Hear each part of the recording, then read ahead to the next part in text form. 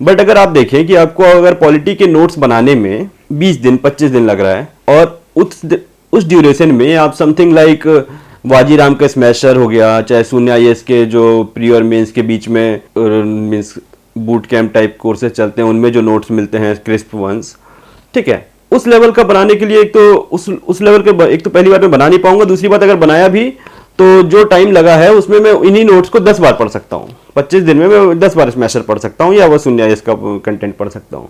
तो इस तरह के मैंने सोचा कि नहीं, it is a losing game, मैं इसको नहीं खेलूंगा। मैंने उन्हीं रिसोर्सेज को पिकअप किया एंड मल्टीपल टाइम्स रिवाइज करते गया, ठीक है।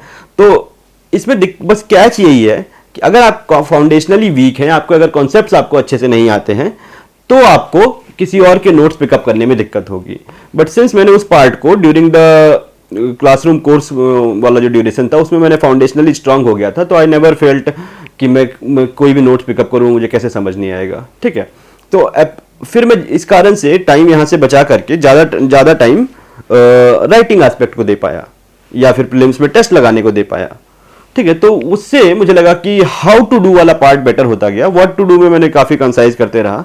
तो this is I think has work for me. अगर हम फाइनली रिसोर्सेज को मैं लिस्ट डाउन करूं तो नेक्स्ट आईएएस से मैंने जो क्लासरूम नोट्स बनाए थे उनको बार बार पढ़ा था 23 में, और 24 एंड 25 में मैं प्री से पहले उनको 2 बार रिवाइज कर लेता था। तो आई थिंक कि सिंस वो मुझे फंडामेंटली अंडरस्टूड था, उसको करने में मुझे ग्रास्प करने में कोई ज़्यादा टाइम नहीं लगता था। मैंने इसके अलावा कोई भी स्टैंडर्ड बुक्स मॉडर्न मतलब स्पेक्ट्रम, लक्ष्मीकांत, इनको कभी टच नहीं किया।